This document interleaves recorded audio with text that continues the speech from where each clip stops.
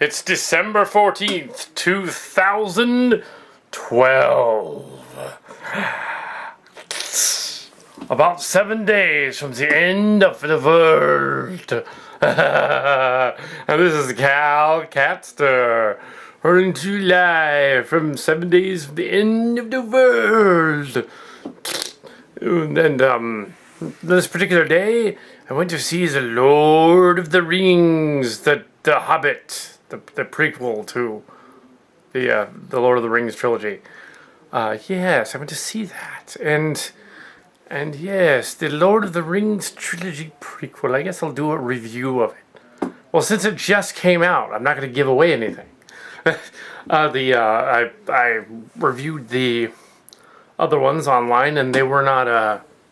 I didn't review them very much. I reviewed all the other trilogies and movies that came out, but I didn't really do them too much justice. I updated the blog with the review of them just now, but I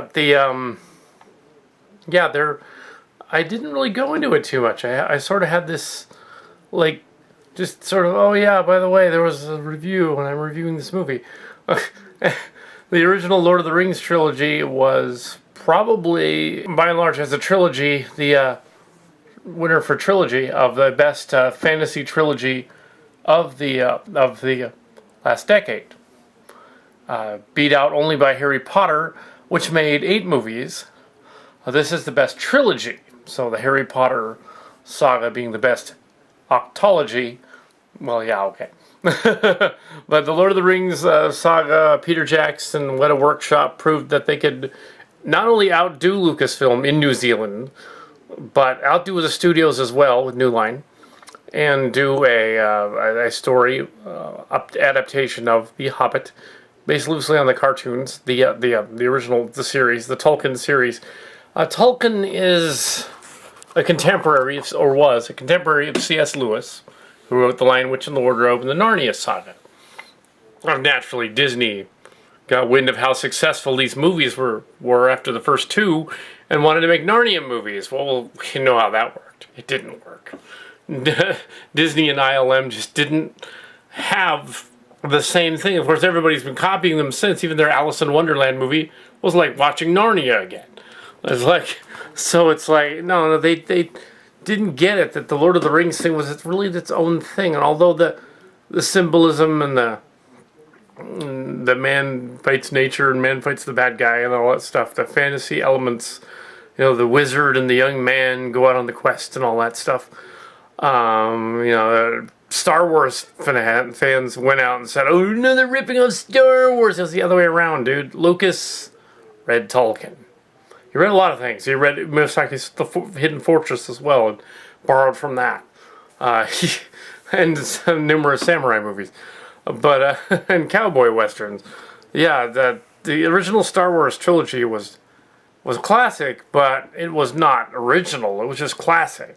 But Lord of the Rings is based in a sort of made-up mythos of the ancient England.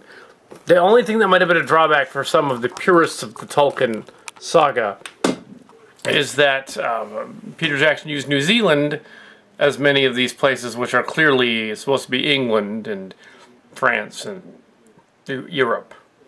You know, the whole idea, the Shire is basically Scotland, and the Moors, and Moria is the Moors, and that kind of thing, the mountains and all that up there, and the dangerous mountains and all that. That's misty mountains and all. That's the edge of the Alps and stuff like that. So, in Europe, and France is the bad guy place, and the elves are from part of like Rivendell and all that. It's probably the other side of like France and stuff like, or maybe Italy.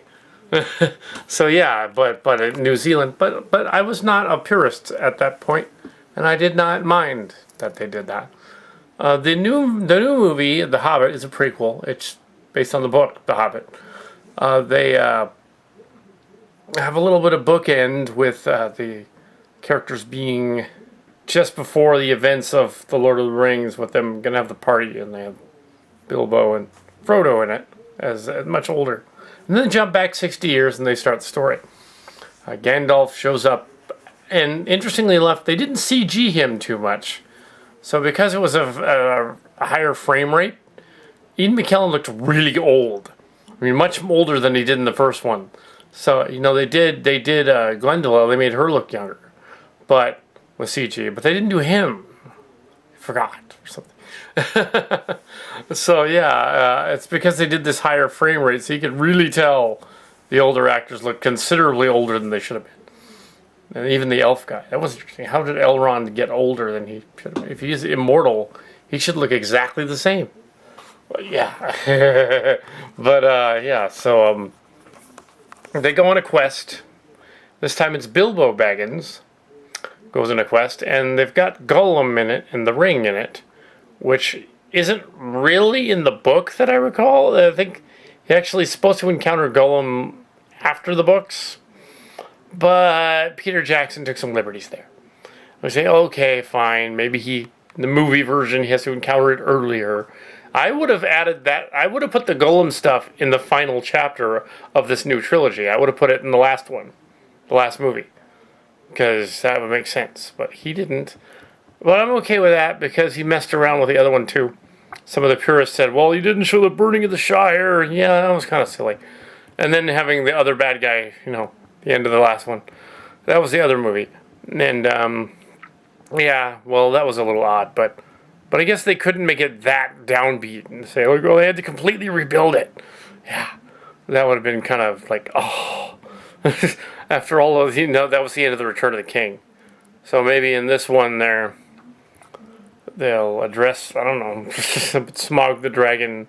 It's apparently Benedict Cumberbatch playing the dragon. It's kind of funny. It's the guy from Star Trek. Or previously he was in Sherlock Holmes 2 as Moriarty. The non-IMAX version, but I will go to the IMAX version probably in a couple of days and watch the other one. Maybe on the day of the end of the world I will go to see the IMAX version of Lord of the Rings. I mean, the Hobbit, the new one.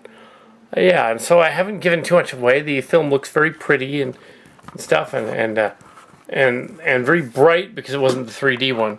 And yeah, the frame rate made things look a little blurry and a little off. And what's hilarious is I'm in the end credits. It's funny. Well, not really. There's another Adam Brown in Australia. And he just happens to be in the credits. Which I thought was hilarious. I said, oh, there's me on screen. What a jolly good, yes. Oh, yes. I was in the movie. I was in The Hobbit. Yes. Of course. It's a long expected journey. And to be I noticed Universal wanted to get in on it, and Warner Brothers, and I think it was Warner Brothers wanted to get in on it, and so did MGM, which had come out of receivership as well. Which Mark's Cards saw the midnight show of in the IMAX theater, so he's already seen it.